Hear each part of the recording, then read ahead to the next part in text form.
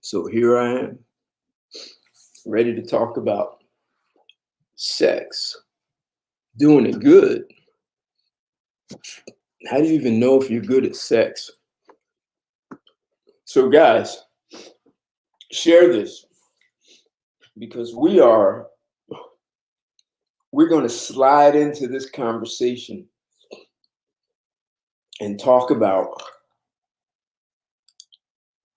good sex, bad sex, a lot of sex, not enough sex. If you want to join in, I just dropped the link. I saw you, Eric, in your comment. I just dropped the link in there. So, guys, you know, this is Friday, YouTube and chill. So, what's going on, Chaos? Thanks for joining, man. All is well. How about yourself? So the question is sex a fair trade for a man's resources? How does a man get resources? What's going on? Sly Goon. Thanks for joining. Yeah, what's going on? We're talking about sex. And I'm asking a question. You guys can't see this on Instagram. So the question is sex a fair trade for a man's resources? That's the question. And maybe it's the question the world has wanted to ask and no one has had the guts to ask it. If you ask a woman, I guess they would tell you, of course.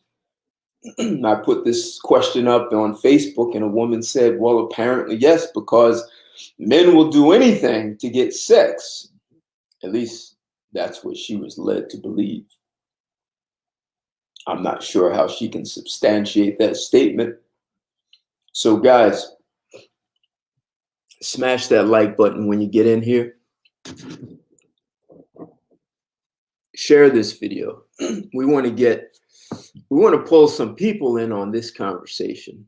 This is one of those worldwide conversations that needs to be had and no one ever has it. Isn't that something? The irony of the most important conversations that we all need to have because everyone's having a sex. Otherwise, there'd be no one on the planet or no one in your country. So every country's having sex.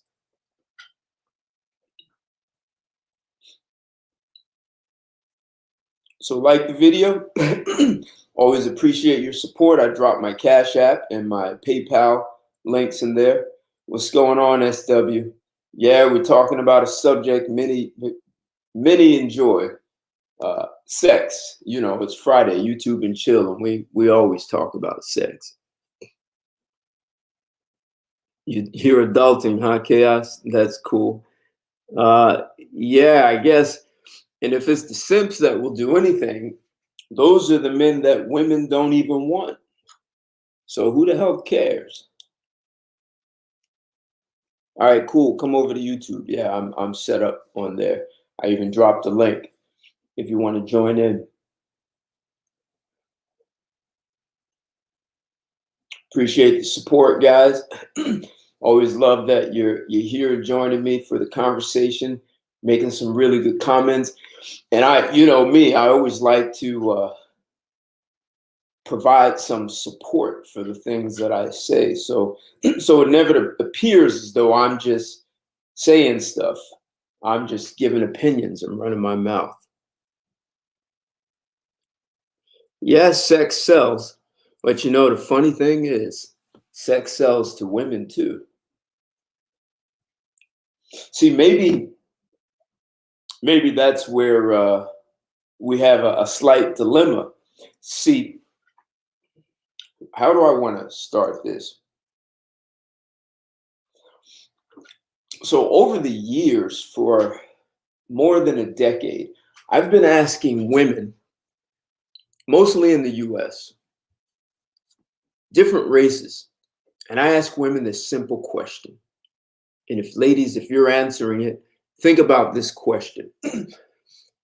I ask the ladies, what would you do if you're married and you have a really good marriage, everything's going well, your husband comes home and he says, honey, I love you, and I think we should no longer have sex.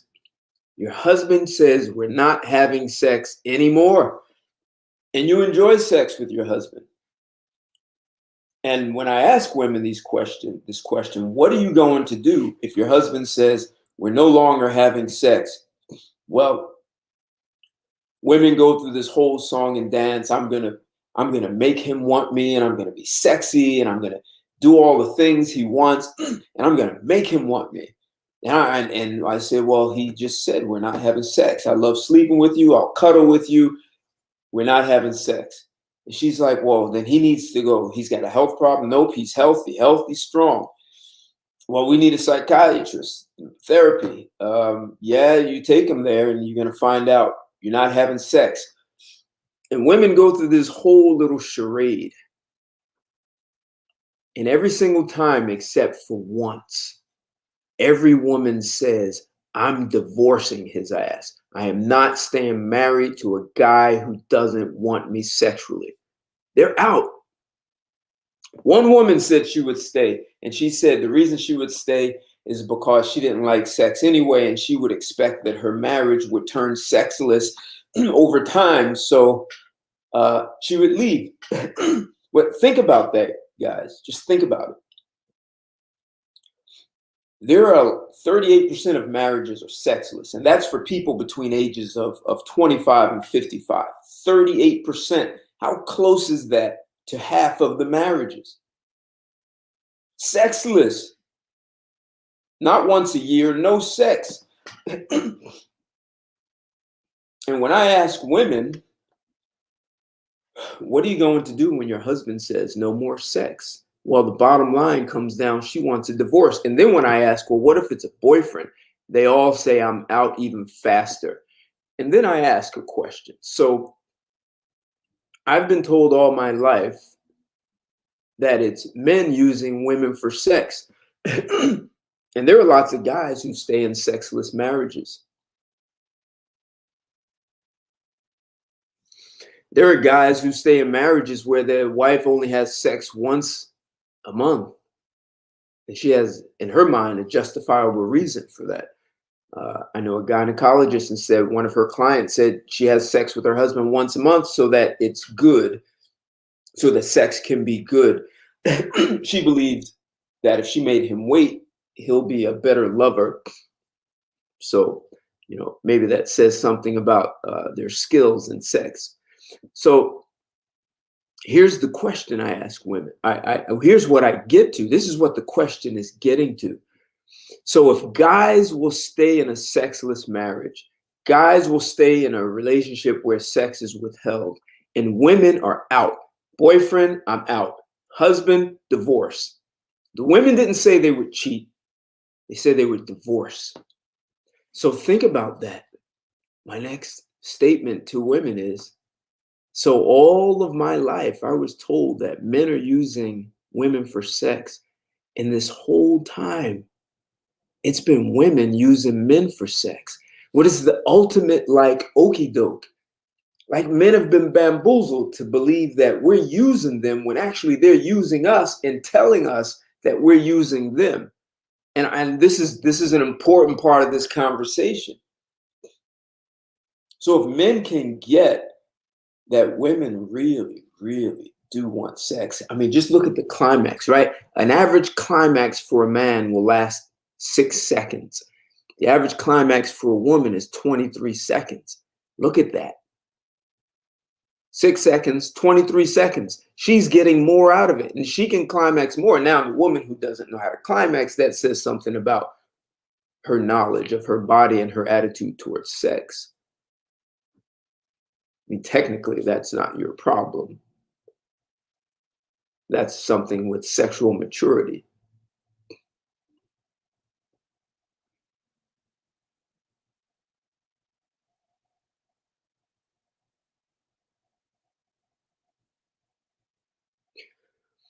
See, imperatory, yeah, I men are more likely to cheat if it's sexless, but I've read some articles where guys were not. They were begging their wives for sex. They didn't know how to get through to her. Women will leave. See, if it's her choice to make the marriage sexless, if she's controlling access to sex, she'll stay. And she may be cheating, except it's her choice that you're not having sex. But when a man says we're not having sex, she's like Speedy Gonzalez, or who is that? Ricochet Rabbit. Bing, bing, bing, Ricochet Rabbit. She's out of there, man. And all the women say the reason why they are out is because they don't want to be with a man who doesn't want her. Women want to be wanted. They want to be objectified, sexually desired.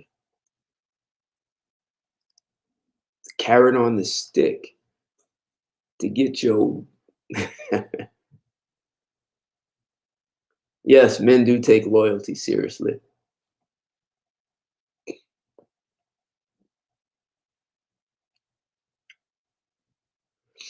Hey, so I don't, hey, Chaos View, that's a good one, right? So what happens when men are impotent, right? So it's not like he's withholding it, right? And he may have found other ways to please her. But when I ask women, a man who's not having sex, like no intercourse, no oral sex, nothing, it's out. Women don't want to stay. Now, I literally know guys who were in marriages, and I can tell you, I worked with a guy, and he said, and he was only 50 and still like this, vibrant, like, he was this fearless guy. And he said he came to work and told a couple of guys that his wife said they were no longer having sex because their children were grown and sex was only for procreation and they should no longer have sex. And man, he was furious. But over time, it seemed like his wife trampled him. Like he then started coming to work with the Bible. Like she got him to go to church every, I don't know how often, a few times a week. And he sort of laid down and died. He became a different man. He didn't leave. And I don't think he was cheating. So there are lots of guys who stay in sexless marriages. Yeah, the vows have become a joke, SW, haven't they?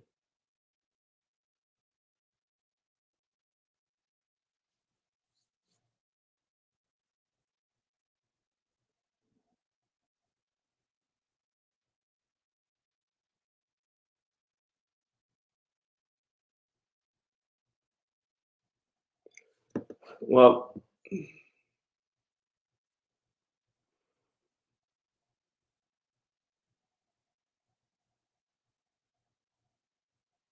so I'm only making this point to say that I'm adding this into the conversation. Is sex a fair trade for a man's resources? So I'm just establishing something, and what I just established is that women are actually using men for sex. And let me tell you, I ask this question to lots of women, especially if I'm dating her or interested, and I ask her, "What would you do?" And when she tells me she would divorce her man, and if it's a boyfriend, she's out even faster, I say, so look, I understand. You're expecting me to put out, and if I don't put out, you're out, you're leaving. Don't worry, I will put out. And I tell her that I understand she's using me for sex. I understand that, and I won't be upset. And I will handle my responsibility of putting out so she won't have to leave. And it kind of fries a woman's brain. She at first doesn't really know how to respond.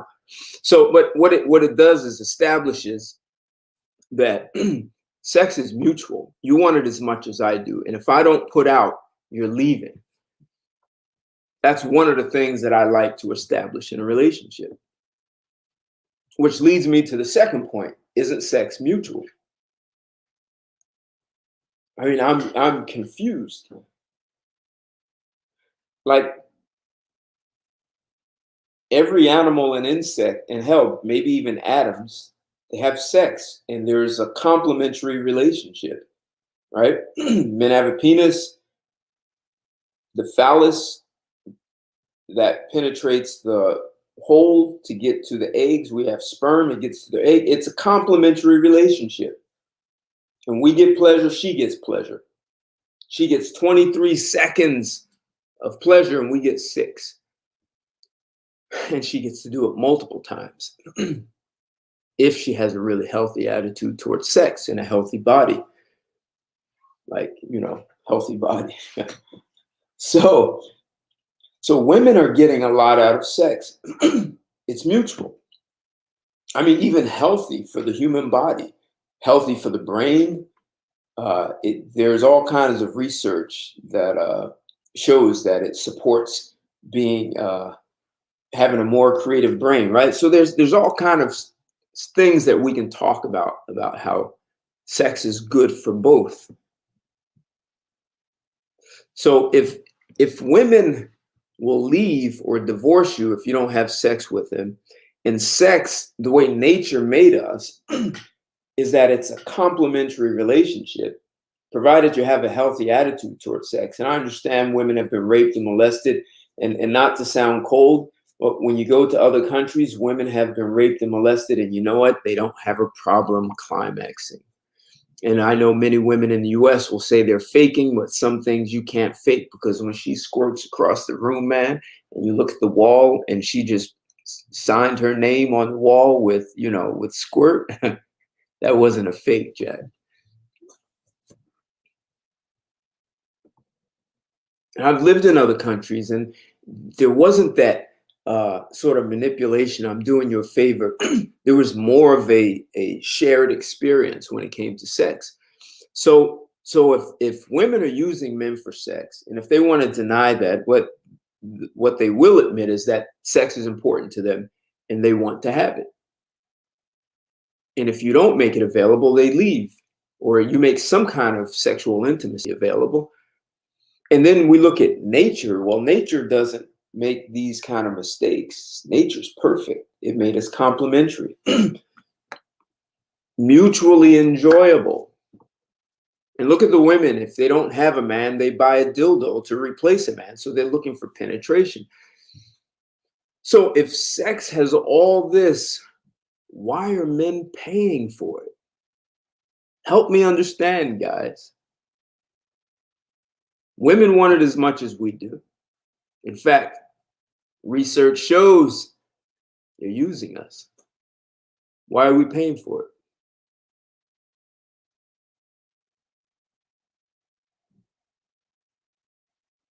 Yeah, PJ, I get it. Men stay and they don't want to get divorced, raped, and they'll cheat. And yes, women, it's easy for them to leave and divorce, rape the guy. But they don't want to be not wanted. Like if a woman is with a guy and feels like he doesn't want her, she doesn't want to be there. Like women don't mind teasing men. They don't want to be teased.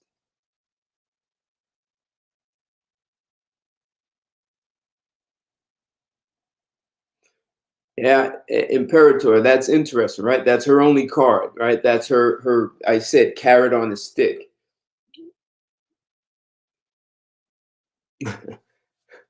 Walter King, their women prostitutes are paid to leave, right? That's a good one.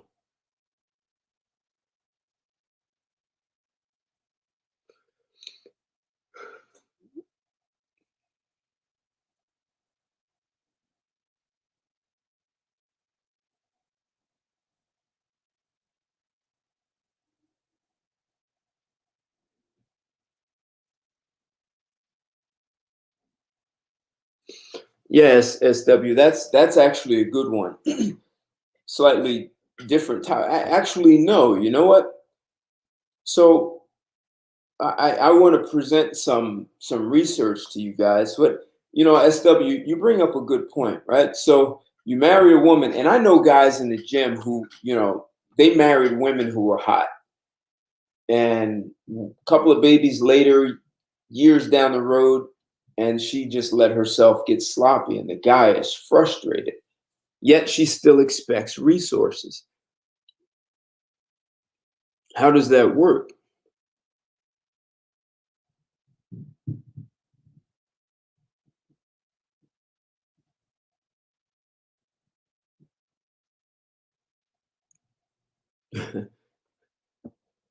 So if she's not putting out, you're out, huh?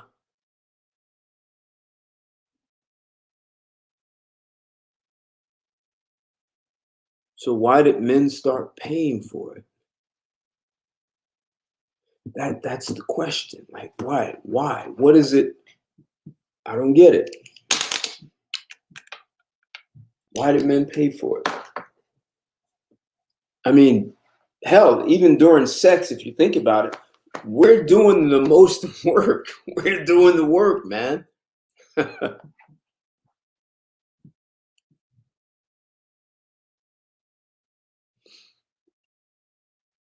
Right, a Sly Lagoon, right, right. So she finds men who values her pussy, and the guys who don't care about it because they have women lined up. She's chasing that guy. Women want to be wanted.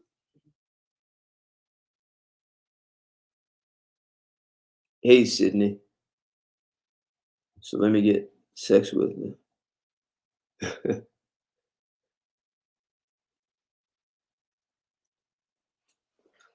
So you're answering the question. They pay because what?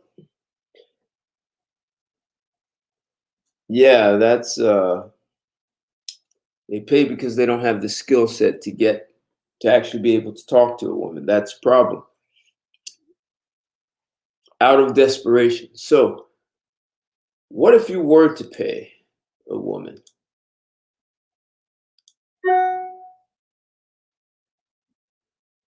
So let's look at something.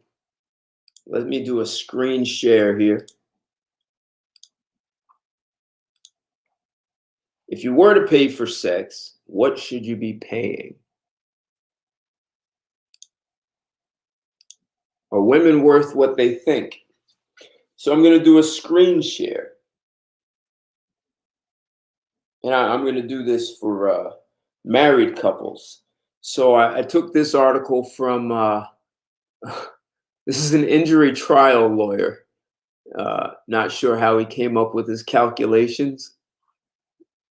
Let's see. Davis Law Group, 206. Where's that in Washington State? Oh, interesting. And this is updated.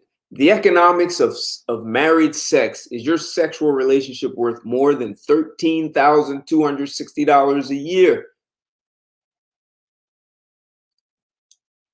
And here's what they say. What is a married couple's sex life worth in dollars and cents? If you accept the Dartmouth study, now this is not this attorney, it's not his study that he's done. He's actually taken this from Dartmouth. Dartmouth is an Ivy League school. So we have a reputable and credible institution doing a study. If you accept the Dartmouth study valuation of marital sex, the answer is between 50 and 100,000 annually, assuming that the couple had a healthy sex life before the accident that impacted their sexual relationship. So he's I guess he uses this as proof as a trial lawyer dealing with injury.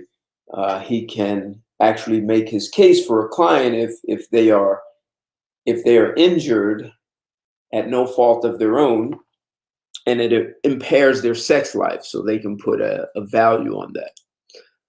Or if you want to be a bit more analytical, you can take data points we have collected regarding frequency of marital sex and combine them with information about the average cost of paid sex and extrapolate from there, just to recap the data. Average married couple has sex 51 times a year. That's a San Diego State study. 1/3 of married couples have sex 2 to 3 times per week, or 130 times a year. That's University of Chicago study. Average value of sexual intercourse is 260, economists study, or 350. That's a Nevada independent review. So I guess you're paying 260 to 350 to have sex. That's married sex. Now, I don't know if that makes married sex better or worse.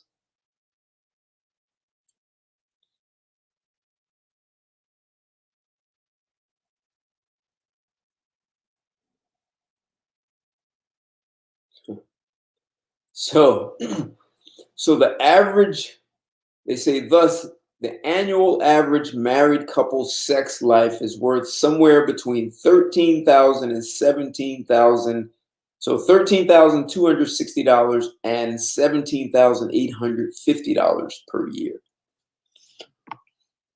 Or couples that have sex more frequently might value their sexual relationship somewhere between $33,800 and $36,400 annually.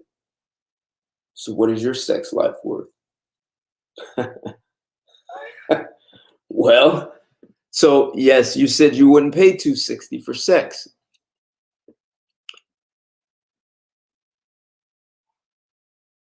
Well, is someone paying $260 for sex? So let's look at that. Let's look at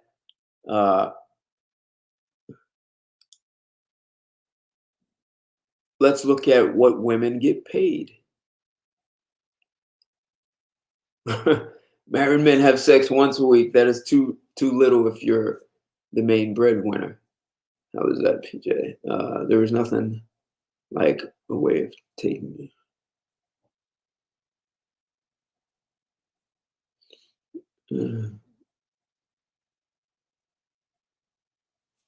Yes, the feminists want to be paid for everything. They want to be paid for being here. How did nature intend for men to get sex? So you think the simps are born every second, huh? P.T. Barnum said there's a sucker born every day, right? Men have convinced each other that part of their hierarchy is affected by how many women they have sex with or how often they have sex. Yeah, that's a problem, right? The hierarchy, because men do have a hierarchy, and we base it on things like strength and intelligence and accomplishment. And somehow someone threw in there how often you get sex, which it would seem that getting sex would be a byproduct of the other things, right? So being strong, being intelligent, being accomplished gives you access to your pick of the litter. And if you haven't done the other thing, so if you're not strong, if you're not smart, if you haven't accomplished anything, I guess the substitute to hide that you haven't done those is to say, well, I've gotten more sex than you. And how did nature intend men to get sex? Chaos View, that's a good one. So you paid $250 for a call girl in Seattle. So let's talk about these. Let's talk about call girls.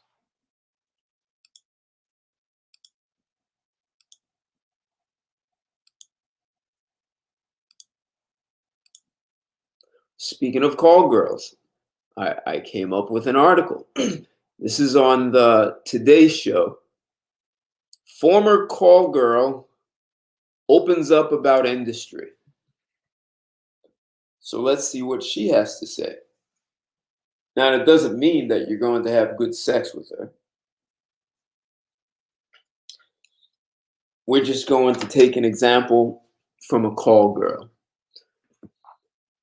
So they asked, what is the life of a high-priced call girl really like? What sort of man is a typical client?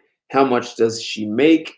To get the answers to these and other questions, today sat down with a woman who was once one of the highest paid escorts in New York.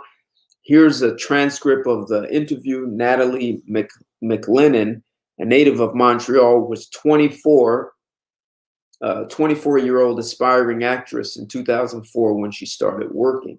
Interesting, right?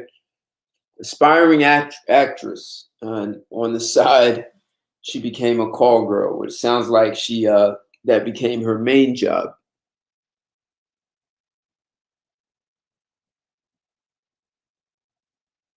Yeah, Sydney, right. It doesn't give you all the options, but technically in the past, it would have given you more options than the guy with no accomplishments, right? So it's quite kind of analogous with the guy who's the hunter. You know, he brings home the food, survival. It's all about survival.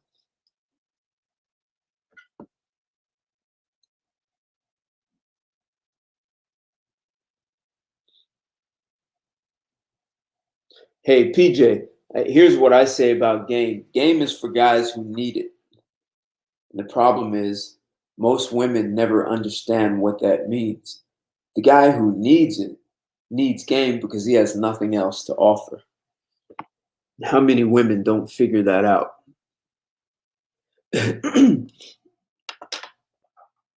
See, all these substitutes, right? So if you're intelligent, if you're strong, if you're accomplished, it gives you access to a choice of women, right? So if you don't know, if you haven't done any of those things, then you get game to hide and disguise that you have nothing else to offer. And I guess a woman who plays game is an easy target for a guy with game. So let's see what this woman, her name is Natalie McLennan. Let's see what Natalie looks like. And do they even have a picture of Natalie in here? No pictures. I'm assuming Natalie is probably an attractive 24-year-old woman. This article was written March 12th, 2008 by Mike Salesio.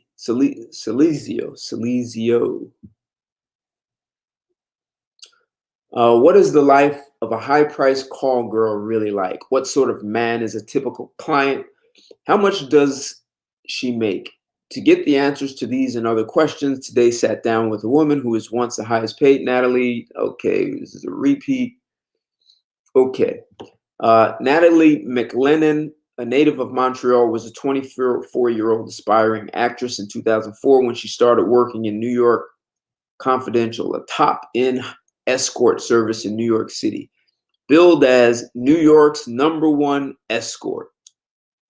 She was featured on the cover of New York Magazine in 2005, and her revelations in the accompanying article led prosecutors to arrest her for prostitution and money laundering, for which she spent 26 days in Rikers Island jail. 3 more days than Paris Hilton, she notes, before accepting a plea bargain. I mean, you guys have heard me talk about consequences, right? She's breaking a law and she gets 26 days in jail. She laundered money for acquiring funds illegally. She's writing a memoir with the working title of The Price, about her experiences during the year that she worked for the agency. It is scheduled for fall release by Phoenix Books. Why did you become an escort? I was struggling, a starving actress, living in Manhattan, trying to succeed. The option was presented to me. I weighed the pros and cons. I decided to try it once to see if it was something I could handle. It was. I continued until it wasn't right for me anymore.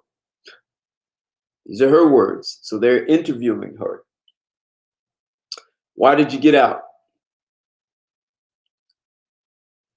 I got out because of people I was surrounded with at the agency didn't have my best interest at heart, because I had so much anxiety and panic attacks because I felt something might happen. I couldn't sleep at night. I was right, because the month after I left, the agency was shut down by the police, and also my lifestyle wasn't as healthy as it could have been. So, this is interesting. The life of an escort. I guess women think it's glamour. They saw a pretty woman.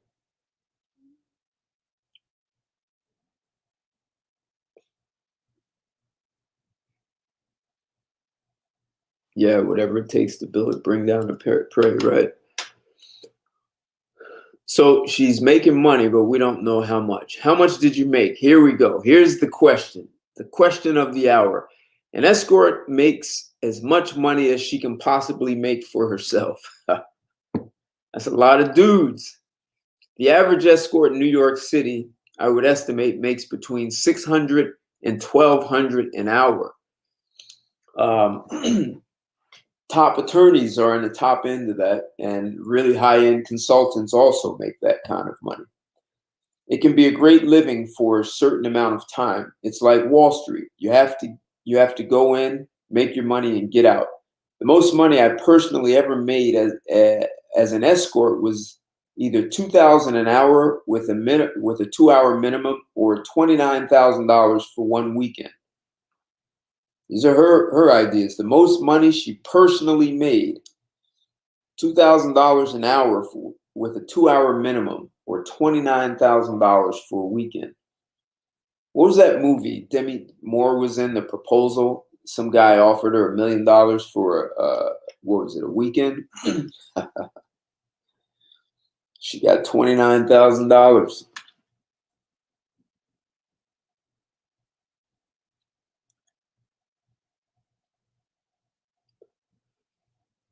So that's decent money for a weekend. Yet it sounds like she was paying a price somewhere. Was it a good weekend? Oh my gosh, it was amazing. We went to this little private island in Florida Keys. It was amazing. It was unbelievable. It was a fairy tale. Man, she just sold it. She just sold the fantasy. It was a fairy tale. It's kind of like that movie I mentioned, Demi Moore. I think it was called The Proposal. A fairy tale. And someone said, you pay women to leave. So she was paid $29,000 to be enjoyed and leave. Didn't want to deal with anything else. How much does the service make? The booker, whoever organizes the appointments, which is either over the telephone or internet, makes 10% off the top. Then it's split 50-50 between the girl and the agency. Interesting. She must have been pretty hot. What did you carry in your purse? I used to have this recurring nightmare where I'd be walking into this gorgeous hotel like the St. Regis, and all of a sudden I would slip and fall, and my 4-inch Manolos go tumbling across the carpet, and with me would go the contents of my purse, which were as follows: $100 bills, condoms, lube, and then makeup, cell phone, and all the other girl things. It was that moment of mortification of my life being exposed for the world to see, because a girl's life is in her purse. You didn't carry mace or taser? Absolutely not. I always lived in Manhattan, and Manhattan is one of the safest places in the world to be.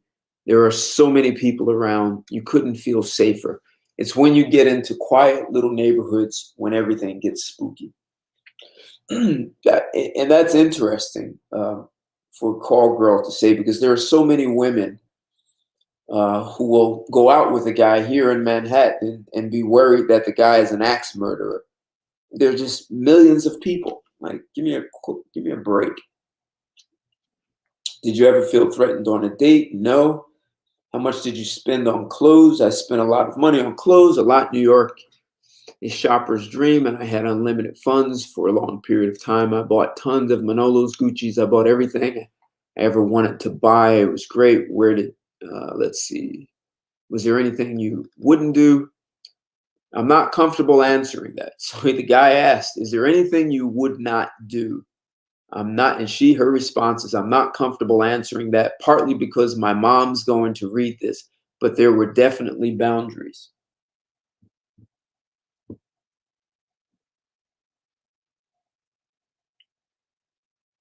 She had boundaries. She was a prostitute with boundaries. That's isn't that funny? A prostitute with boundaries. What would readers be surprised to learn about the business?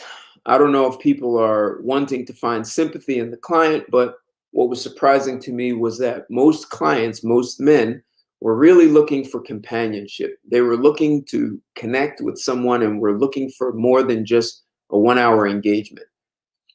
Now, here's an interesting question. Who was your typical client.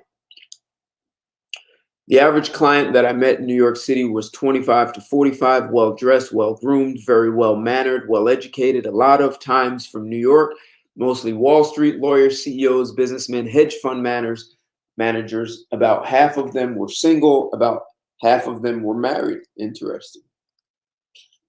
The single guys were guys who were super ambitious, tons of testosterone, very alpha male types who work really, really hard and don't necessarily have free time to go out on dates.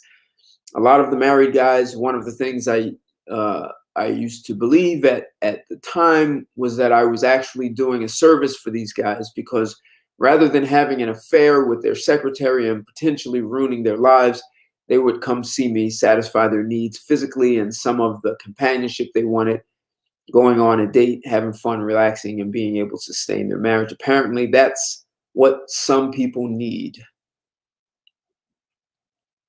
Do you think you were doing anything wrong? I didn't feel like I was doing anything evil, but you have to look at what are the laws. Are they to dictate what's right and what's wrong, or what is safe and what is not safe? Should laws be moral compass for society? I do know what I didn't feel like. I do know that what I didn't feel like what I was doing was evil or malicious in any way. Interesting. So she was breaking the law, and they asked, did you feel like you were doing anything wrong? And ultimately, I didn't feel like I was doing anything evil or malicious. That's interesting. So if we talk about women wanting a man's resources, is that the kind of attitude? I'm not doing anything evil or malicious. You owe me. So here she is having sex with men, and they have an agreement. There's a contractual agreement, whether it's verbal or written, that they are exchanging this woman's time and body for money. So here men are exchanging, it is an intended transaction with a finite time. Could be a weekend, could be an hour.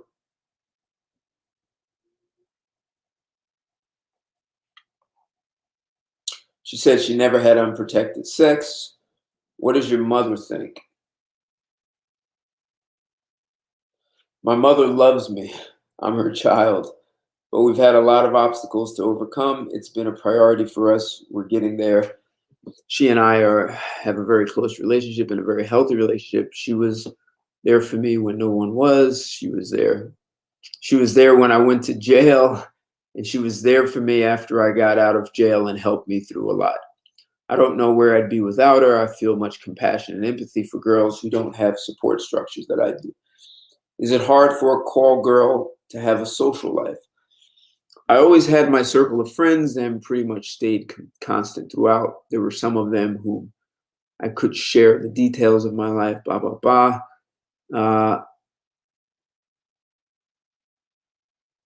Okay. Right. So if she wanted to date a regular guy, it's hard to explain. Like, what do you do for a living? Did a client ever fall for you, or vice versa? Here's an interesting question. Did a client ever fall for you or vice versa? Yeah, and it definitely went both ways. There was a certain element to my experience in the industry where for some reason I chose not to separate myself emotionally or put up walls between myself and my experience with my clients. So she must have been a good lay, man. She just let it all out. Wow.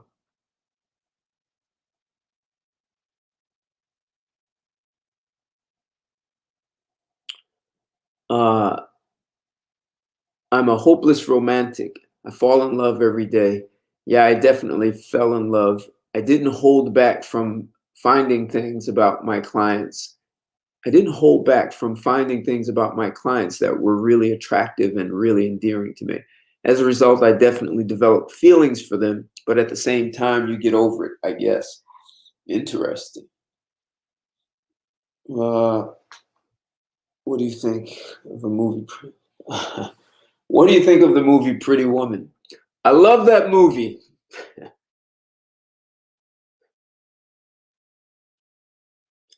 That movie caused more problems here in the US, or possibly around the world. I love the movie. Pretty Woman is almost a little bit scary because I remember watching that movie when I was a child. It's the world's best fairy tale. Everybody wants to be swept off their feet by Richard Gere or someone like him and rescued from Wilshire Boulevard or wherever she was. It's the Cinderella story revised. That movie, no question, did damage to U.S. culture. It was just, as she said, a modern version of Cinderella, just a prostitute. I'm glad they asked her that.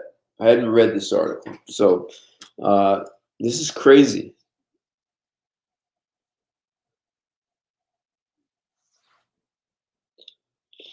Yeah, Sydney, definitely. Having money doesn't guarantee. That's why some guys just pay for it, right?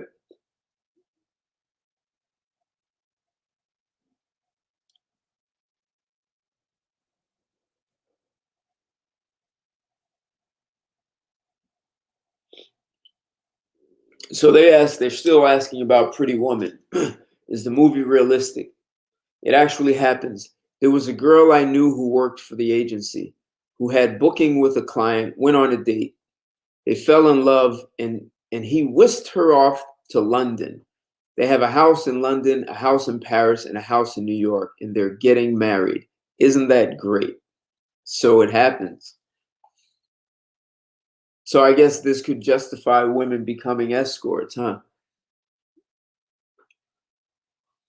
Uh, are people judgmental about what you do for a living? That's something I've had to deal with and come to terms with in my life. It lasted for 1 year of my life, although it had more lasting repercussions. It's a challenge to find the people around me who are willing to know me and love me for who I am and not adhere to what society says is right or wrong. So, if you listen, she's justifying several things. She's breaking the law. She's money laundering. She wants to say, well, society says what's right or wrong. She doesn't want laws to imply have any impact on morals. She goes on to say it does let you know the people who are really true people.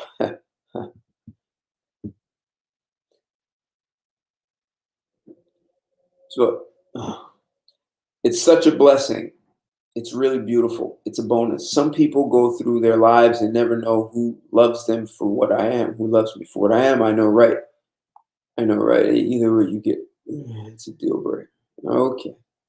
So if people don't accept her as being a prostitute, uh, it's a deal breaker for her.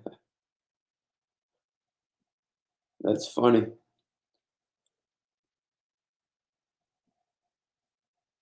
What's the deal? What's the biggest misconception about the business? I don't want to make it seem more glamorous than it is.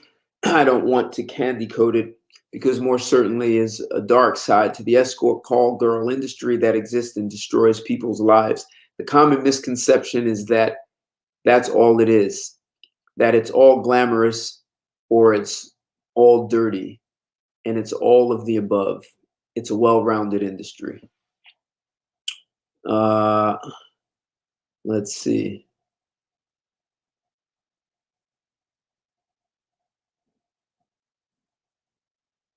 Do clients tip? I never ever demand tips. I never encouraged or asked for tips. When you get that, when you get to that price, it's kind of ridiculous to ask for more. When you're dealing with the lower end of price spectrum at that point, I think it's the norm. And I think it's good manners to tip a girl. If she's booking for 200 an hour, she's taking home less than $100. Any regrets? I wish I'd have had the wisdom that I have now when I was making the choices I was making then. I definitely would have done some things differently than I did then because I experienced the consequences, but I still stand by my choices. I understand why I made them. I understand how I made them. I learned from them, and it's all good. Confessions of a Whore. and interesting because she talks about how uh, they talk about emotional trauma when women have sex with a lot of different guys and how that affects them, the neuropsychology of that. And she definitely brought it up there, and she was impacted. She just doesn't understand how much she's really telling you.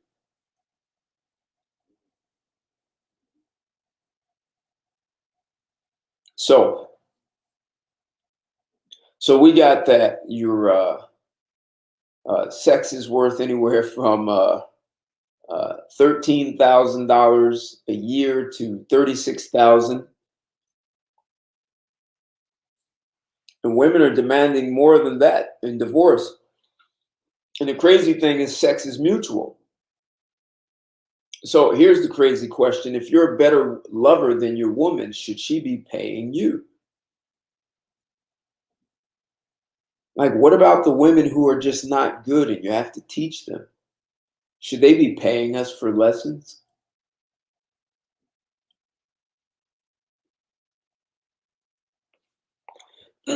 So women also talk about their uterus and how valuable it is.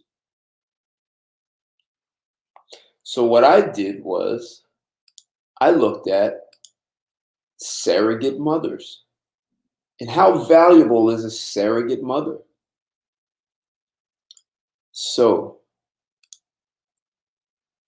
I'm looking at just several avenues here, guys. So if a woman goes the surrogate mother route,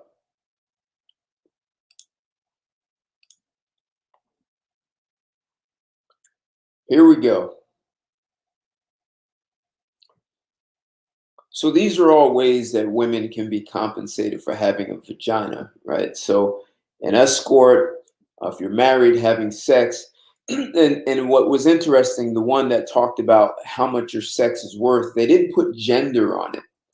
So technically, as a guy, we're worth something sexually. But I don't know if I don't know if many men put value on their sex. So American Gigolo was better. He had 0. Uh, yeah, American Gigolo, he had skills. And yeah, and hey, but look at the irony. Richard Gere was the American Gigolo, and then years later, he was the wealthy guy paying a prostitute. That's funny.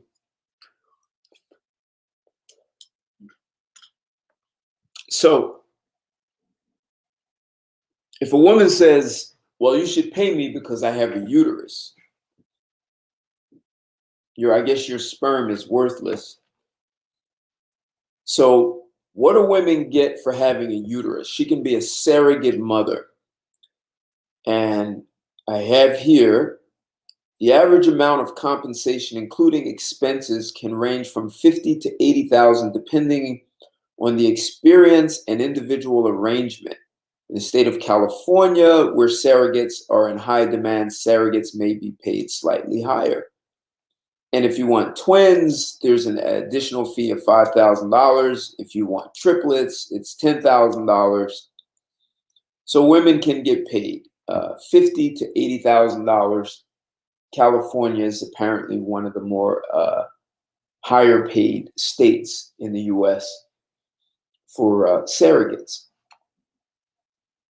So here's a question: do surrogates get paid monthly? The average base pay for a surrogate is, now here they're getting to the average. The average. So California is on the high end, but on average, the average base pay for surrogacy is $25,000 for first-time surrogates. Right? My understanding, it will cost on average a guy about $50,000 if you want to have a surrogate mother. It's going to cost you about 50 grand. So you pay an agency. You don't give it to the woman because the agency oversees and makes sure she complies. So she's going to get half of that, right? You pay 50 grand, she gets half. And that's for a first-time surrogate. Now, she doesn't get 50 grand up front. What happens is the money is paid monthly in installments throughout the surrogacy process, usually after the pregnancy is confirmed by a physician. Now, here's an interesting one.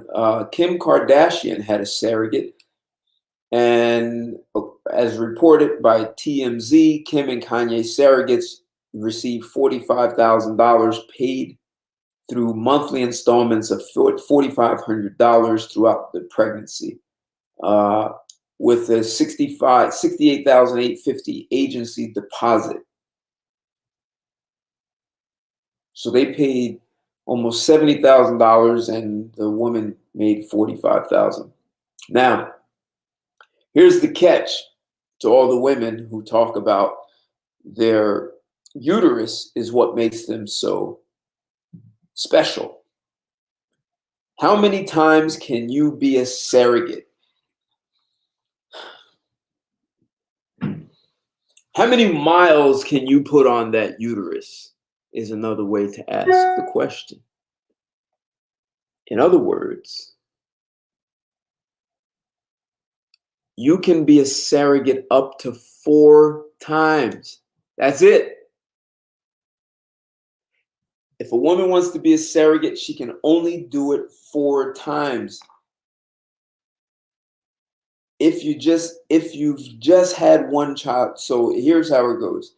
In other words, you can be a surrogate up to 4 times if you've had just one child of your own. But if you already have 4 children when you sign on as a surrogate, then you can be a surrogate only once. So imagine you have 4 children and you want to be a surrogate. You get 1 shot. So sounds like maximum is 5, right? If you've been pregnant 5 times already, we would not consider you for surrogacy. So you can only put, so what is that?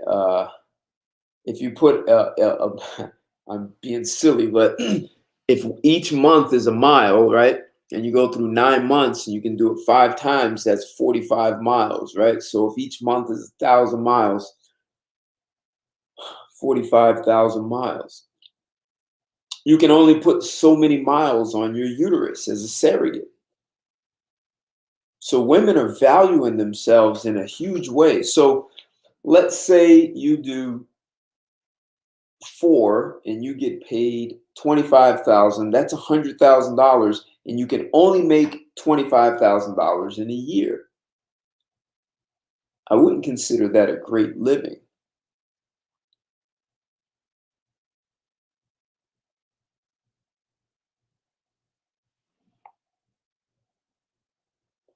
And if you are miscarried, well, you get paid for the times you did carry.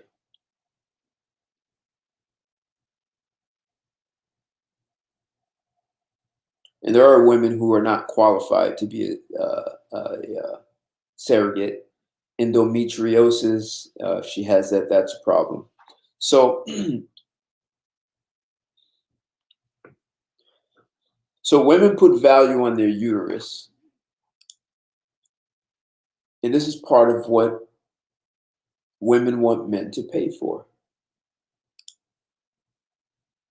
But there's a top, there's a max, there's a limit on how much value their uterus can bring. The most it can bring them is $125,000 over a 5-year period. That's $25,000 a year.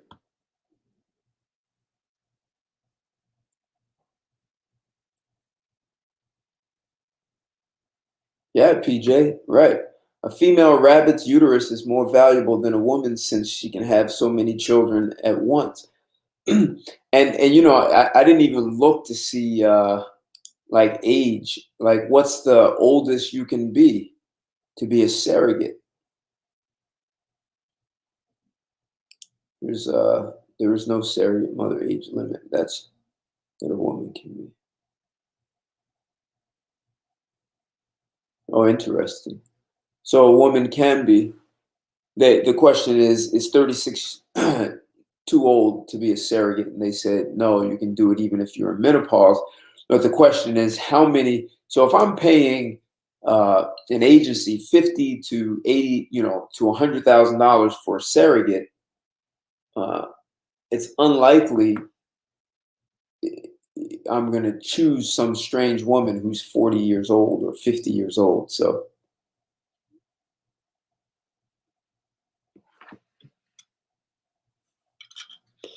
yeah, exactly. You can work at Wendy's and make 25 grand. Exactly.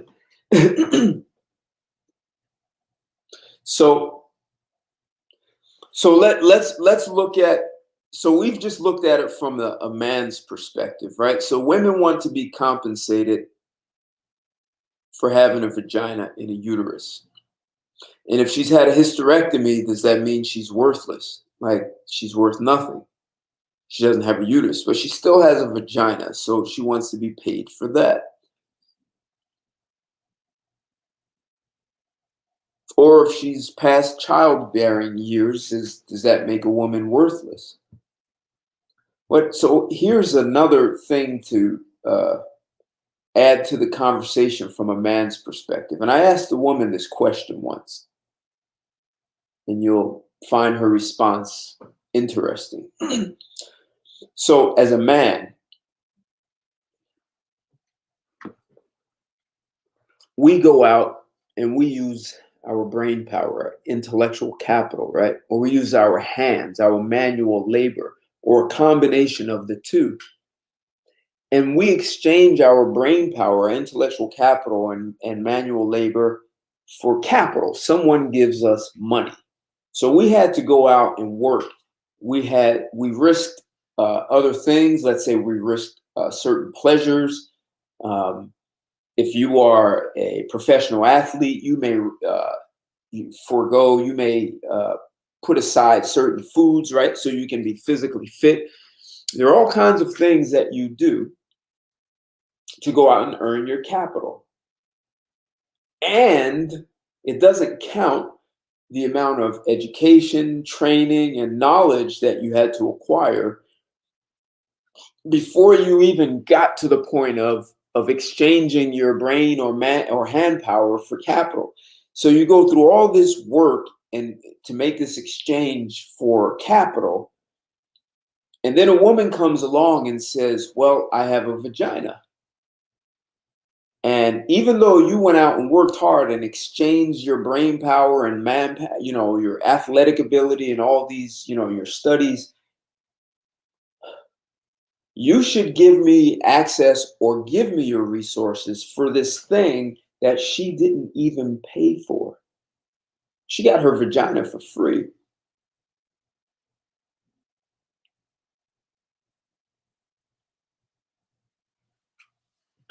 Is that a fair trade for us to go out and work hard for what we get and then, as women say, invested in them, and the return is,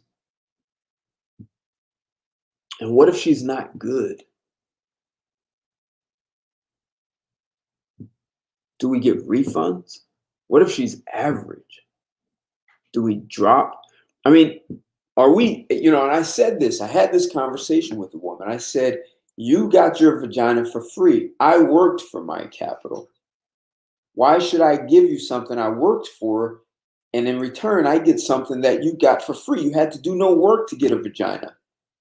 Hell, your father did that. That was part of the sperm. Your mother didn't even give it to you. Your father did. And she got really upset, and she leaned in towards me, and she said, you have to pay so I can maintain it. And I said, you don't have to maintain it.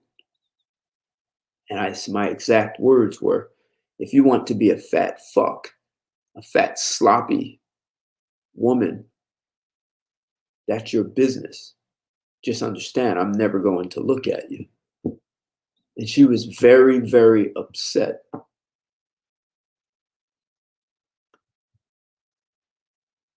Right, PJ, this is a question. Why aren't women paying for our penis? Now, PJ, I've had women actually offer me money for sex. I never took it, but it's happened on several occasions.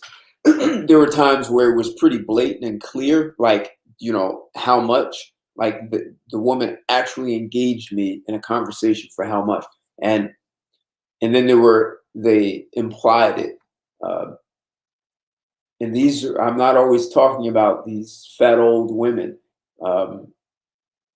Couple were very hot, but I just never took money for sex. Just uh, was never my thing.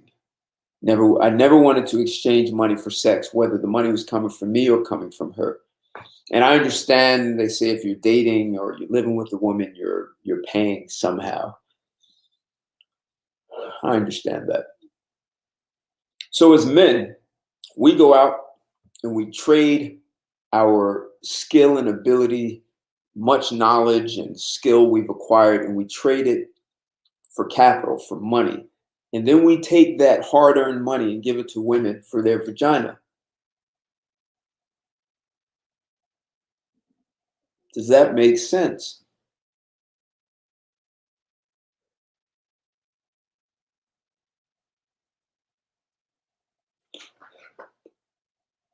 And remember, at the beginning of this video, I talked about when I asked women, would you stay with a guy who doesn't want to have sex with you? And a couple of them I asked, what if he has a lot of money? And they were still, they said, I'm leaving. I want a divorce. Well, I guess they would divorce rape him. They would probably be very vindictive, resentful. But think about that. Women want access to sex and money, your resources. And they want access to sex as much as we do, yet they expect us to pay. I mean, think about this. When people say, hey, why buy the cow when you can get it for free? And I remember a guy said that to me. And I asked him, are you serious? So it takes two, right, to have sex. And she's going to get pleasure out of this. And I'm doing most of the work. So why isn't she paying for me? Why aren't you saying a woman is getting me for free? And that's what I said to the guy. I asked him, well, why don't you think she's getting me for free? If I'm getting her for free, why isn't she getting me for free? Why isn't this a fair exchange? And he was stumped and he didn't know how to answer it. He said he never thought about that. See, part of the problem is that we've been sold all these lines, all these slogans. Why pay for the cow when you can get it for free? No one says that to the woman. Why pay for the bull when you can get it for free? Now, if we look in the animal world, right? A male dog that's a pure breed, a horse that's a stud, a thoroughbred horse. For the rest of the animal world, you pay for that male. You pay for that male's sperm. You pay for that stud to lay it into that female. You pay for that.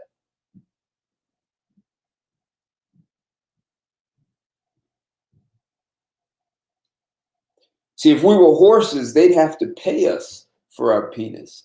If we were a purebred dog, you got to pay for that. You have to pay for that sperm, man.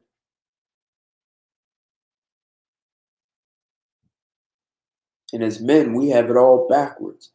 And women say they want the alpha, the guy who's accomplished and intelligent and all that.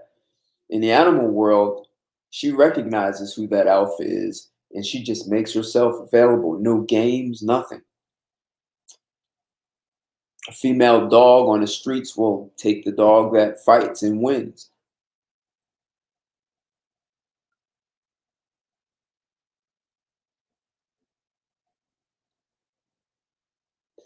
Yeah, that's exactly, PJ. Now women have their own money, right?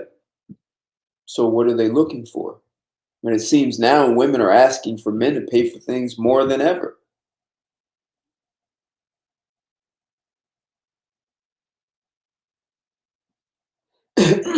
And PJ, something else women did was to ensure that you as a man were healthy so that you could continue to provide, right? She made sure that you were mentally and physically healthy. The food you ate, right? She wasn't just ordering McDonald's and TV dinners. She was cooking from scratch, right? She made sure the children were healthy. And she did some other things, and you guys have heard me talk about it, the whole networking, right? She made connections. She networked with people.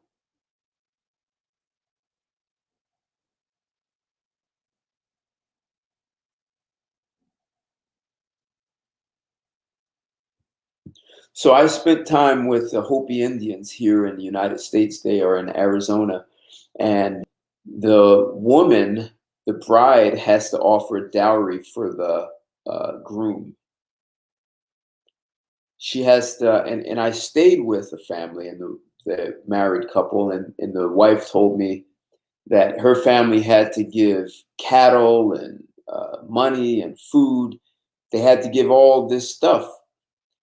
And the groom, her husband, the only thing they were responsible for was making her wedding dress.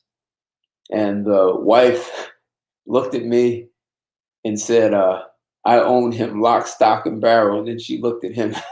I was kind of funny. Maybe had to be there. um, yeah, they had to pay. Because when you take a man out of the house, it's like taking a machine out. You know, when I lived in Belize with Mayan Indians, no electricity, no running water. The men chopped down a jungle with a machete, planted, grunt. It was all manual, no machinery. When I stayed with that family, even though I couldn't swing that machete as well as the men did, I had way more strength and endurance than the women did because we'd be out there for like 8 to 10 hours a day chopping down jungle. We're talking like over 100 acres of jungle, like jungle, man, the real jungle. And so one in the family I stayed with, he only had one son of working age. He was 18. His other son was only 7. So me as an extra guy, that's like having a machine. So I was very valuable to him. When I left, he was not so happy, but I was traveling. And a lot of them, what they do is they work with the men and other families. So his neighbor and that guy's son helped them also. So when you take a son, so this family I'm talking about, imagine his son is 18. He's going to get married soon. He's going to be gone. That means that father's got to do this stuff on his own and hope that his son doesn't move too far away to another village.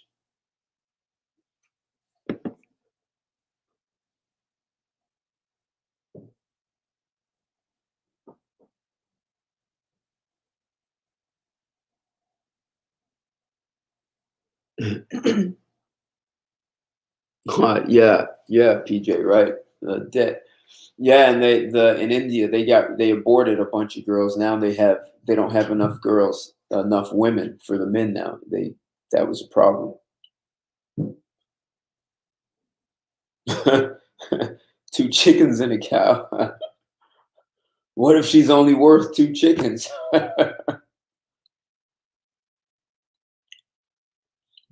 So I'm trying to figure. It seems like you guys understand, but maybe someone sees it different. Who thinks that men should be paying women for their vagina, and men should be honored to pay for the access to that? I mean, I just read you an interview from a call girl, a whore, a prostitute. Damn, let's see, do they have a picture of her? Because I think she's probably hot. She's got to be hot.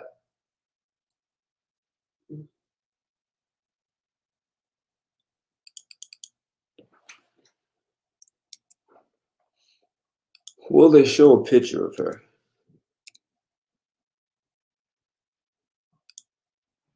Hmm.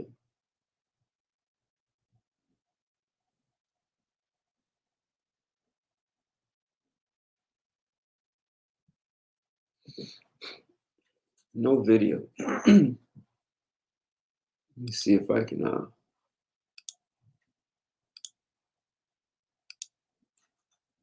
I'm just curious to see if she's hot.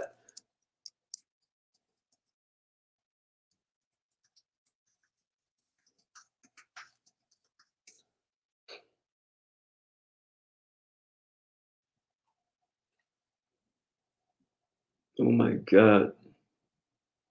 Don't tell me there's no way. I don't know if I found the right one. 6 days a week.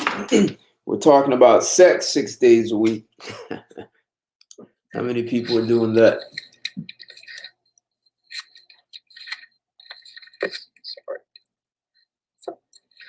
Hoda Kotb breaking down in tears on.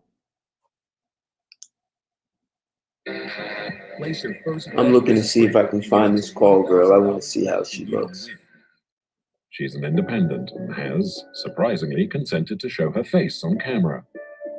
Erin has lived in Vegas for a couple of years. She has her own website, which her clients use to make appointments. All right. Never mind. I can't find her. Forget it.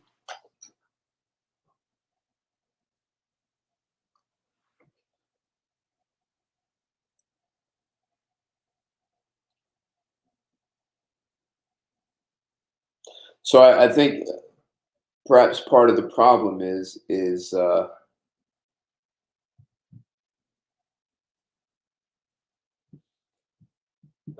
seems like part of the problem is that men started to one-up one another. So the whole dating, courting, right? What that used to look like is you'd be interested in this girl and you'd go to her house and she'd come outside and sit on the porch and you'd talk to her. And basically you would be interviewing her to see if she was a suitable spouse for you. You were qualifying her. And you sat on a porch and her father wasn't too far away in the house. And so at some point, you'd marry her. Maybe you'd go for a walk, and maybe they were having sex back then. But I'm talking a long time ago. Maybe not too far, but a while ago. And then it went to, well, let's go for a walk in a park. I'll take you out for ice cream. Then you get movie theaters. I'll take you to a movie. We have cars. What was that song? I Found My Thrill on Blueberry Hill. That was from the 50s. You guys probably haven't heard it. But so you had these points where people would go, couples would go in their car and kiss and sometimes have sex. But you were taking her for ice cream to a movie. But then guys were like, well, if that guy took you for ice cream, I'll take you to a movie and ice cream. And the next guy says, well, I'll take you to dinner, movie, and ice cream. And then it was, well, forget ice cream, I'll take you for drinks. And then it was, I'll take you shopping. Or I'll take you on a vacation. And you guys probably heard me talk. I met a woman who said her last date, the guy he owned his own plane. So he takes her on a date, takes her for a flight to another state, takes her to dinner and brings her back. And she said, the next man who wants to take me out has to either at least match that or top it. So guys, in their attempt to one up, and women hearing, oh, wow, what did that guy do for you? So now women are competing and trying to get men to one up one another. And men were they just sort of fell for that, got manipulated to believing they had to one up. I mean, this pandemic is let's say helping because women are understanding what it means to be alone. You have MGTOW, black pill, red pill, and a lot of others movements or causes And women are starting to get a new perspective. Perhaps this is a time for men to start leveling the playing field. And not only just saying you need to earn it, what men need to start asking, like, become savvy.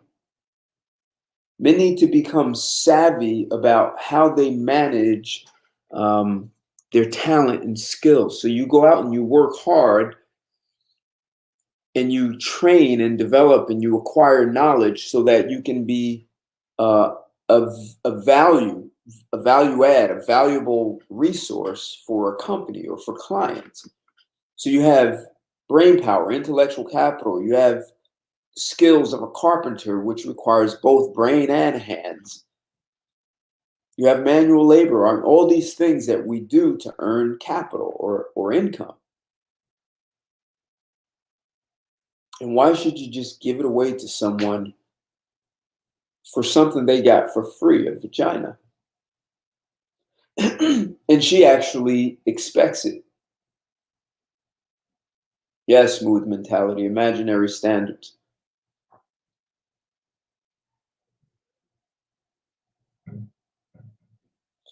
Yeah, envy is not good. Yeah, and that's how you get the one up, right? So if men start to look at all the effort that it takes to be able to earn a living, and you look at sex as being mutually beneficial, whether it's to create a baby or to create pleasure, how much are we as men diminishing ourselves by believing that we have to pay? I mean, I get it. So women want us to be a hunter, right? And pursue her. So we do all the work. We pursue her. We walk up to her, and then we pursue her. We pursue her so that we can exchange all of our hard-earned effort and resources we acquire, or money we acquire, so we can buy resources so that we can share them with her. And in return, we get a vagina. And as you see, the surrogate, you can only do that 4 or 5 times. An escort, well, most women are not even qualified to be an escort just from a looks and from their body, especially here. This is the country of overweight people. I mean, you can just look over the past 4 decades, the average height and weight of a woman has changed significantly. Women are much heavier, and they think it's okay, and men should accept that. Yet we're supposed to pay for that. I'm suggesting, guys, that we reconsider the value that we put on ourselves.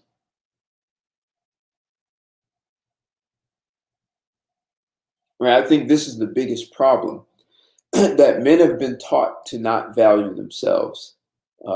We're told that girls are made of sugar and spice and everything nice, and boys are made of what, puppy dog tails. So I don't even remember, right? Like, we're made of dirt and all this stuff. Hey, thanks, Jay Wall Street. Yeah, 5'3", 165, and they think that's hot. And 5'3" at 110 was hot at one time. It's a long way. But the question is, what kind of value do we put on ourselves? When they say, why buy the cow when you can get it for free? Well, she's getting us for free also. So why aren't men questioning these things, challenging these things? See how many women will stay with you if you refuse to have sex with them. Women want sex as much as we do, but they've just got us. It's the ultimate, like, Jedi mind trick. You actually use someone for something and make them believe they are using you when you're actually using them. I just think about that. Hey, Chaos Few, I dated a woman who was 6'2", 163, and she was smoking hot. So when I meet women who are 5'5" or even 5'6", 160, that they don't get it. But that's lean for a guy, 165. Wow. That is lean. So guys, what I'm suggesting is that the responsibility be on men to put a new value on ourselves. And we've been trained and educated to put zero value on us and put all the value on a woman.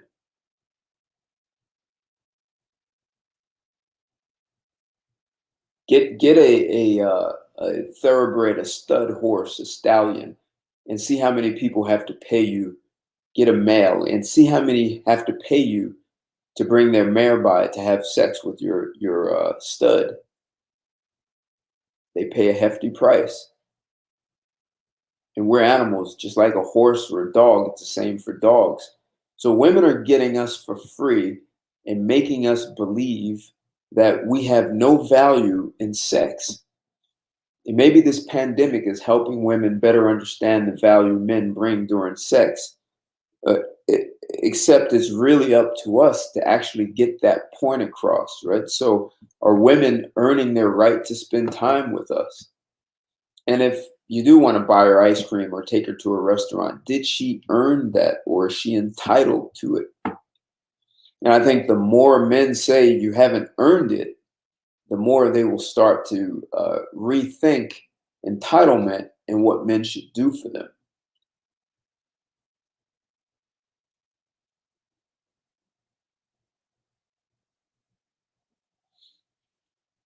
Right. Yeah, Jay Wall Street. I don't know if you were in this in the beginning, but I talked about how I have done an informal survey for more than a decade and asking women what would they do if their husband no longer wanted to have sex with them. And all except one woman, only one woman said she would stay. All the rest said they would divorce. So women need sex. Well, men have been tricked to think that women don't.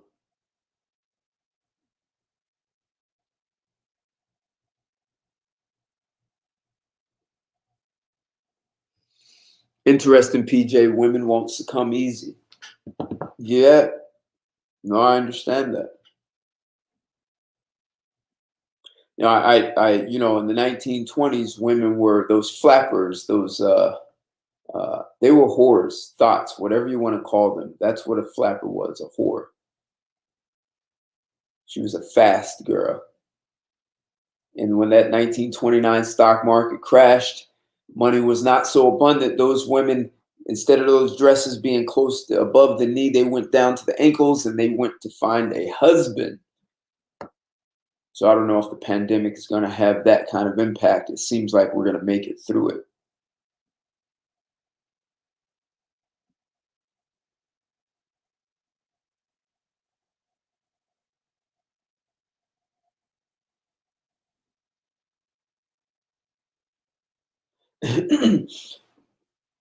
So see, here's a Jay Wall Street. You know, that is the thing that I think that's more of a problem in the U.S. And it's a problem in the U.S. for two things. The U.S. was founded by a Puritan culture, right? And the Puritans were suppressive. They suppressed everything, including sex.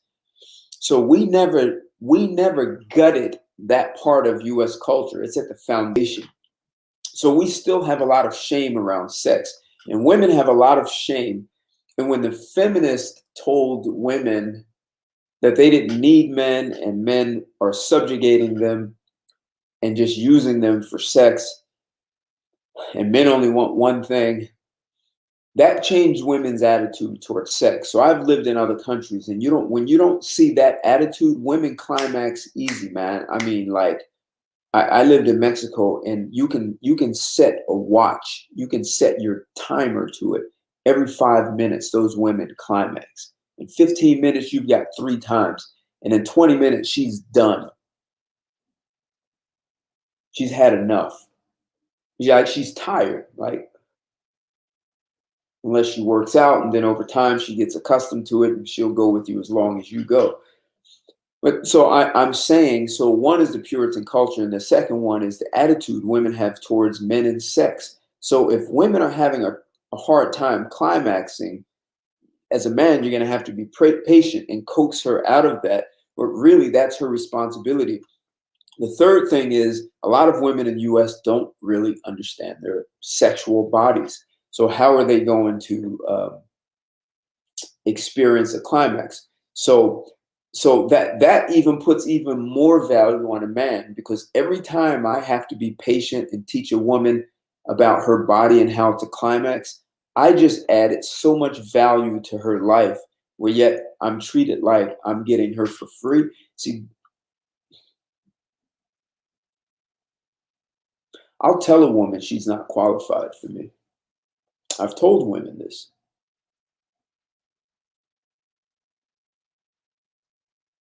They don't like to hear that.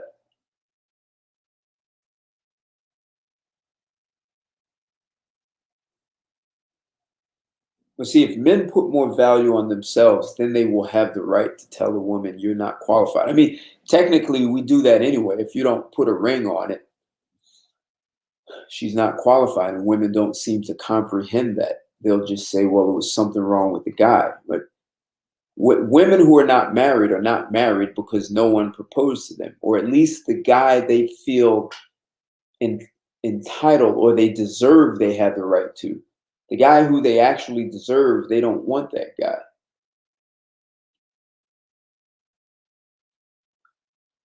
Yeah, PJ, right, exactly. So, and that's the same thing we were talking earlier about men who have game, right? They spend all this time uh, having game and really don't know how to make a relationship work, and they may not even be good lovers. I mean, it's very interesting to be with a woman who says that she never had this much sex before. You know, she's late 30s or 40. And if she's been with some bad boys, um, or she's been with guys who had game, and yet, especially if I'm much older than her and having more sex than she ever had, uh, yeah. Look, man.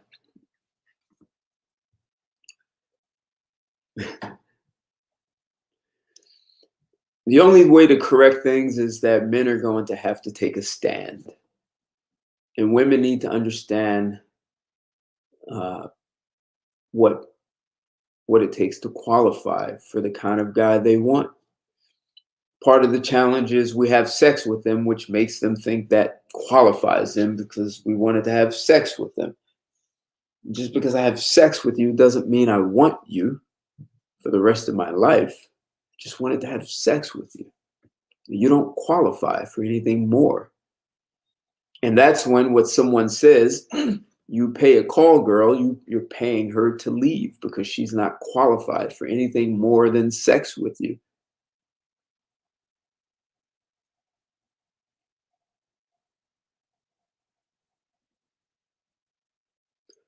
I wonder if sex has only been for marriage. I think people have been having sex before marriage. They just married. So we just don't hear it. They what they present to us is they waited. Yeah, because they only knew one another for 2 months and got married. Or they grew up in the same, like my grandparents, or my paternal grandparents, they knew one another since they were kids. Even though my grandfather's he was 5 years older than my grandmother. He was 21 when they married, and she was only 16. But they grew up on the same street, and that was common before. You grew up with someone, so you really knew them, and maybe that was another reason divorce was lower, because you really had a better chance of getting to know someone. Even guys who went off to college, they'd come home and marry the girl next door. You knew their parents. There was a different level of trust. I actually dated the girl next door once, but she seemed to have ideas about how she wanted me to be, and I warned her, do not try to cage me or put me to change me. It doesn't work. She didn't listen, and it cost her. So maybe I should do a video about the top 5 or 10 reasons men shouldn't be in relationships, right? So, and maybe this is one of them. Women do not value men. We should make a note of that. Women do not value men. That's a reason to not be in a relationship.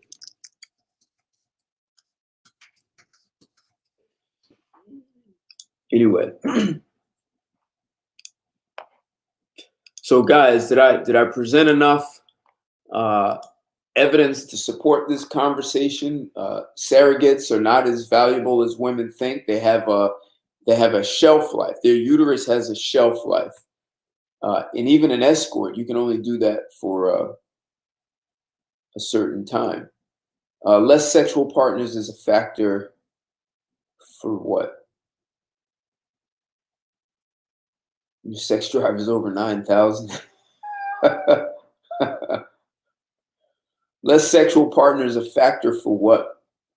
For being emotionally stable? The woman who is the escort, I mean, she's got to be so emotionally unstable, it's out of control.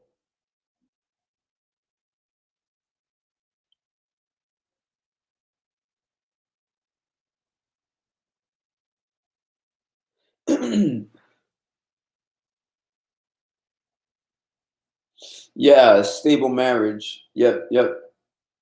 Yeah, right, because that affects a woman's brain stability. So for sure, they have more stable marriages. I actually I think I did a live, or probably a podcast about the history of marriage and why they had to get married, why they made marriage sanctioned by the church. Because there were some people who would be married to someone and they just they would ghost them. They'd ghost their spouse. Like the guy would ghost his wife and then just go marry another woman. So it was a little bit crazy.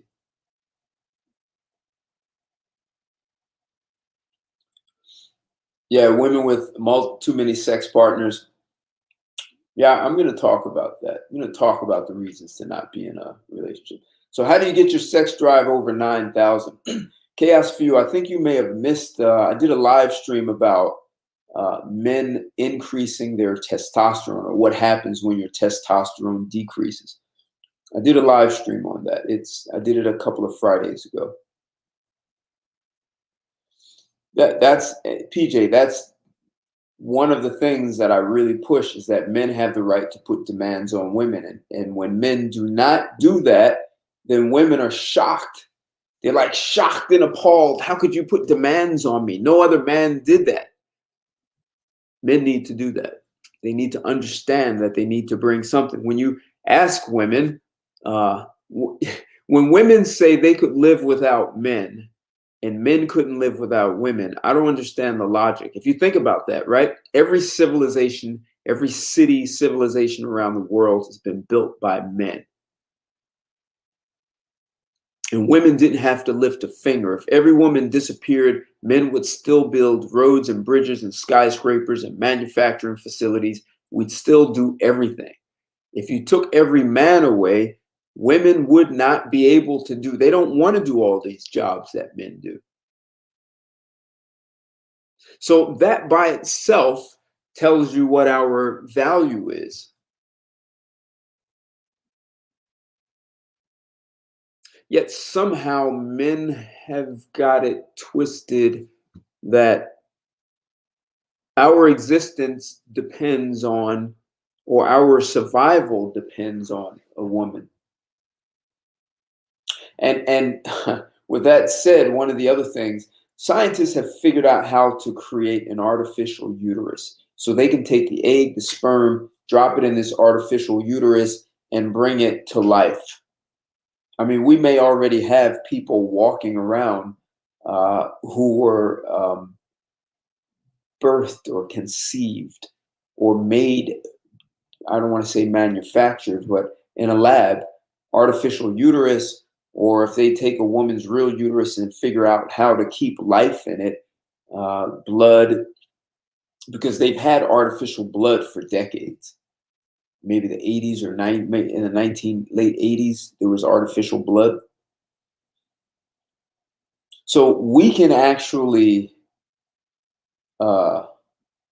produce children without a woman.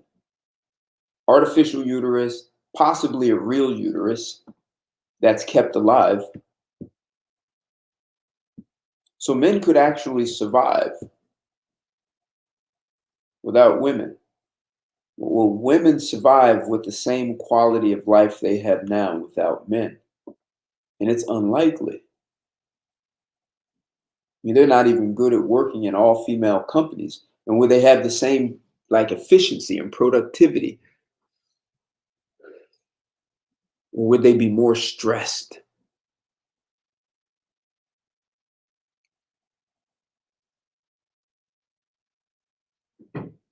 Yep, chaos view. Right. I think I did a show. I'm pretty sure I did. I showed where women who marry as virgins have the highest chance of a successful marriage. Like divorce is less than 10%. Always been high. So you got to tell us how to get it to 9,000. Right, procreation. So PJ, if a woman has no uterus or is past her child bearing years, does that mean she's worthless?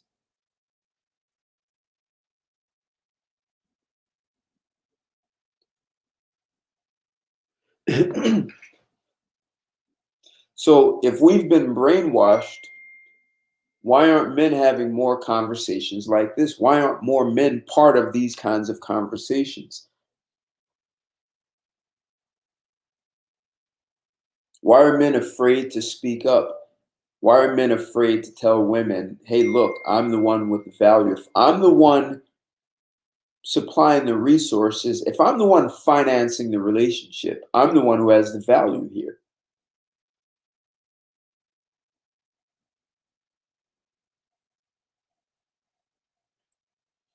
Why aren't men speaking up this way?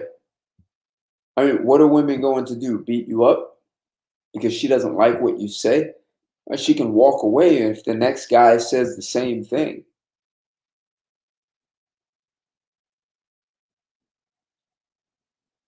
I mean, I've had women inbox me on Facebook who I didn't find attractive, and it's like, no, I'm not interested.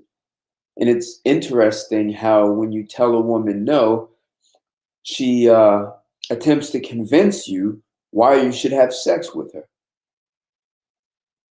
That's amazing. So I've actually, yeah, I actually forgot about this. I have flipped it where women have pursued me and I just wasn't into it. Like, you know, whether she was overweight, whatever the reason, I didn't find her attractive. And they would say, well, I thought all men would want to have sex. They couldn't say no. They have this misconception that men are just desperate for sex and will do anything.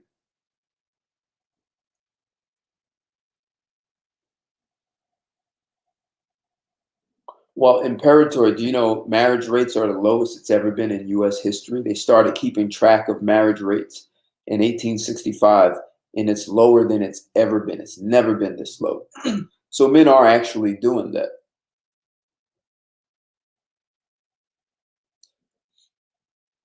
See, maybe men need to say no more often. And I understand there are a lot of guys who will still one up and you call them simps or whatever the hell their mindset is.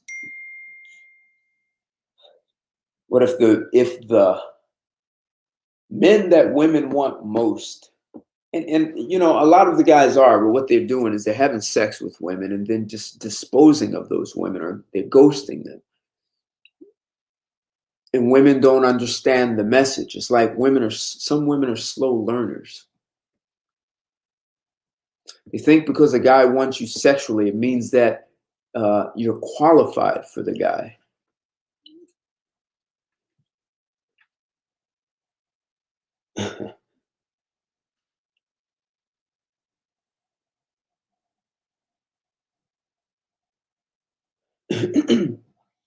So that's a good way to put it, common man. A woman who is fixed or unable to bear children is worthless as a childbearing mate. The most she could be is a friend with some benefits. Yep. So I actually know a guy. I'm really close to him. What's going on, Motivate? I know a guy who, there was a girl he wanted since he was in kindergarten, and he could never get her until he was 27. And at 27, he was making a lot of money. It was illegal, but he was making a lot of money. So he finally gets with this woman, and she had her tubes tied and couldn't reverse it. And this guy had no children, never been married. And when the time came for him to want to marry, he had to get rid of this girl that he wanted since kindergarten. I mean, he wanted her. I mean, we would make fun of him. And he had to get rid of her. And he chose another woman who could have children. And he had 3 children with that woman. So that woman, even though he wanted her, she couldn't bear children. So common man, what you're saying, right? She couldn't bear children for him. So he had to get rid of her.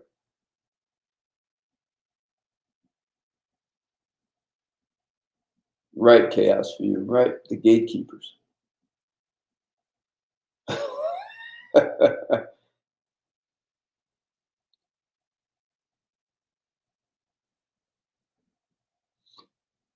So in addition to me saying to women that, telling her that she's using me, I've also had conversations that go something like, hey, we're both adults. Do you think it makes sense? We're both adults. And in most and maybe all relationships, women determine if and when the couple will have sex. What kind of logic is that if we're both adults and consenting to sex, we need to be able to talk about sex, and if we think that's something we want to move towards, and when we want to make that happen. And some women will say, oh, that takes the fun out of it. It should be spontaneous. I just want it to be organic and chemistry. Like, look, if you're a good lover, none of that. If you're a good lover, it's going to be good no matter what. But if you're a lousy lover, then you have to depend on all these tricks and jumping through hoops and me telling you things to make you feel good. But I've had conversations. Hey, look, I'm sexually attracted to you. Are you sexually attracted to me? Good. So we got that out the way. Good. So, if we continue with this, we're going to have sex. You understand that? Good. So what are we talking? 2 weeks, a month? What are we talking here? And if she gives you the whole thing about 90 days, then it depends on you. I mean, I've walked from that one. But I will ask her, what do you need from me to be comfortable to have sex in 2 weeks? But at least we're talking about it, right? So we're not both expecting sex and pretending that we don't.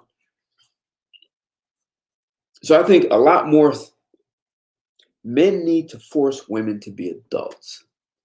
Most women are still doing the same things they did back in elementary school, and guys accept that. And we actually have more value in sex. We do most of the work. The life comes out of us. And if you don't know, when your sperm goes inside that woman, the sperm does all the work. So it's our life force that goes in. It fertilizes the egg. When it fertilizes the egg, it creates the placenta, the fluid. It's the sperm doing everything. It's like the woman is a host for an alien. We provide it all.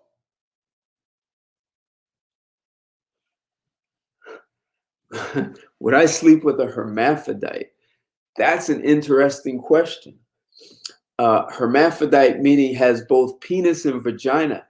That's so I would say that would be uncomfortable for me, because a hermaphrodite, I'm under the assumption, and has a functioning penis and vagina, will at some point want to use that penis, and I'm not interested and getting plugged up my ass.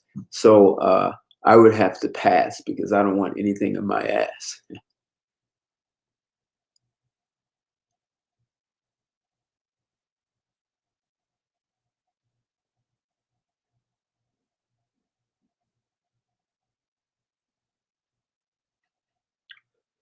Steve Harvey misled a lot of women, and women are finding out the hard way.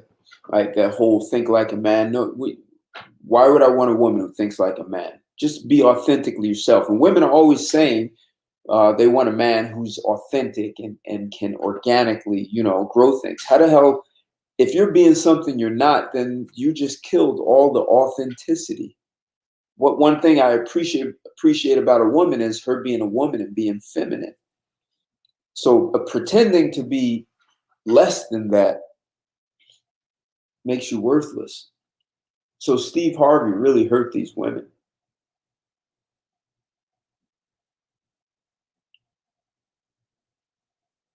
And I listened to a lot of it. I mean, I've heard him give some good advice. But the other thing, Steve Harvey isn't honest with women. He won't tell them, like when he gets these 45-year-old women who say, I don't understand why men are not pursuing me. And he's like, oh, no, you got it. And went, no, your expiration date's expired. You squandered it.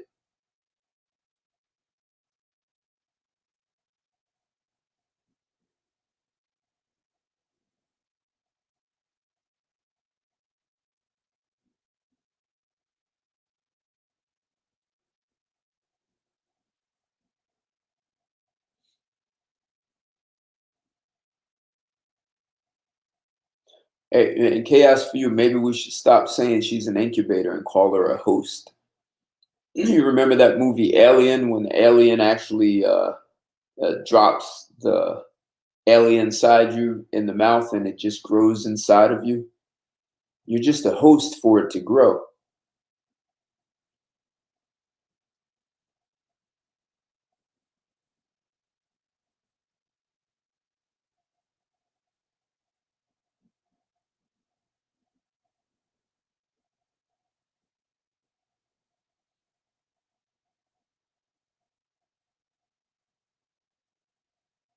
Hey, and Sly Lagoon, the other thing is, what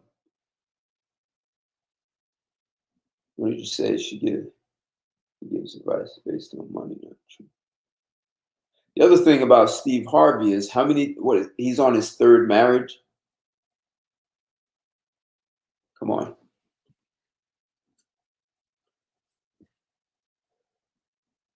Get a receipt. Face hugger.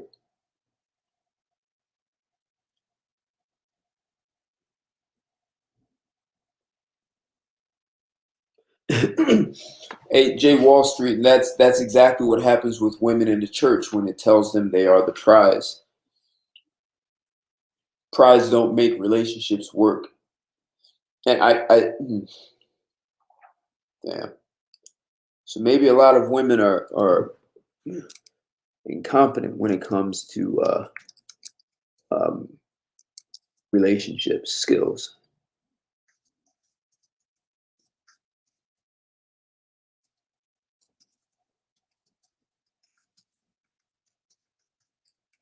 I'm going to do a video on top 10 reasons to not even be in a relationship. You guys are reminding me of some. So, hey, I've been doing this for 2 hours. I laid some facts up on the board like I always like to do instead of just shooting from the hip and giving you some opinion. I hope you guys found it valuable. Country Boy, good to see you joining. Kind of late, I think. P Thought, what's up? So, guys, if you haven't smashed that thumbs up, smash it. If you haven't, what do you call it? Subscribe to my channel already. Subscribe. I dropped a few videos recently. You might want to really check them out. And I think I'm going to look at doing a top 10 reasons you don't want to be in a relationship. I'm going to lay some things out. Yeah, in J Wall Street, if you're not having children, there's no sense in getting married. Marriage really was created so that you have a legacy for your children to leave behind. So share this video, guys. This is a conversation men need to be having amongst one another, and women need to see the light. You know, there's so many women out here who are saying they never knew guys were thinking like this. They're surprised. So social media has given men a platform. And now I no longer have to be the only guy. And women say, well, I've never heard this stuff before. So thanks. I'm glad you guys appreciated the information. I'll be back on Sunday, the 28th, the last day of February, with Straight Talk. And we're going to do some straight talk. I'm going to take on something provocative. And guys, until then, like and share my video. Always appreciate the Cash App and PayPal support. And until next Friday, when we do another YouTube and chill, and we'll talk about sex again. You guys have a great weekend, and I'll talk to you soon. Take care, guys. Bye.